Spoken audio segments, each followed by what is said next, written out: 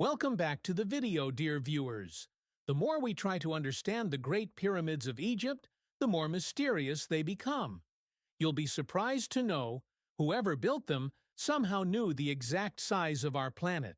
And no, this is not just a theory. It's backed by real measurements and facts. Let's begin with the big question. How were the pyramids built? And why? For years, experts believed the pyramids were tombs for Egyptian pharaohs, considered gods in ancient Egypt. But here's the twist. No mummy has ever been discovered inside any pyramid. Not a single one. What has been discovered is mind-blowing. The Great Pyramid was built using over 2.3 million limestone blocks, each weighing as much as an elephant. Its base covers about 13 acres, and its original height was around 481 feet. Even more shocking, the sides of the pyramid are perfectly aligned with the four cardinal directions, and they point exactly towards true north, with modern compass-level accuracy. How was this possible over 4,500 years ago? But that's not all. The base level of the pyramid is so flat, it's within 0.75 inches of perfection across 13 acres, something only modern laser leveling systems can achieve. All four sides of the pyramid measure almost exactly 230 meters, with only about a 2-inch difference between them. That's 99.98% accuracy.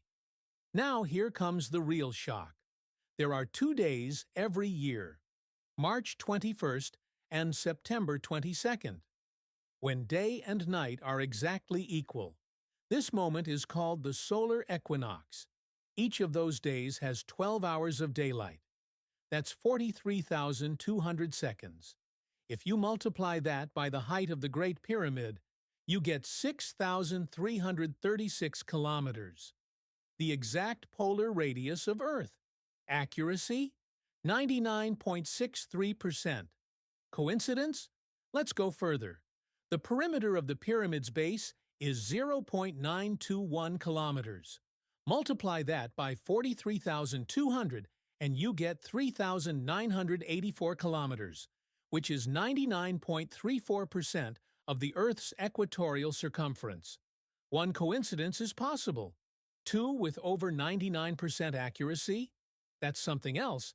And there's more. The pyramid doesn't actually have just 4 sides.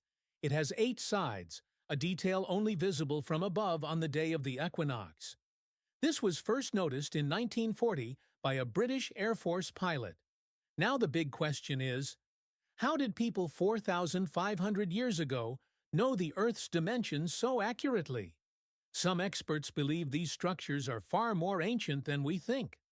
Author Graham Hancock suggests in his book, Fingerprints of the Gods, that the pyramids align with the Orion constellation, but not as it appeared 4,500 years ago. Instead, the stars matched perfectly around 13,500 years ago. This theory points to a civilization existing in 11,400 BCE, but we have no evidence of ancient Egypt existing back then. Still not convinced? Let's talk about the Great Sphinx. Boston University professor Robert Schoch studied the erosion patterns on the Sphinx and concluded they weren't just caused by wind and sand, but by heavy rainfall. But the Giza Plateau has been dry since before the pharaohs. Science tells us that around 9,700 BCE, the last ice age ended and massive floods occurred. That could explain the water erosion. So, was the Sphinx built long before ancient Egypt even existed? And if the Egyptians didn't build it, then who did?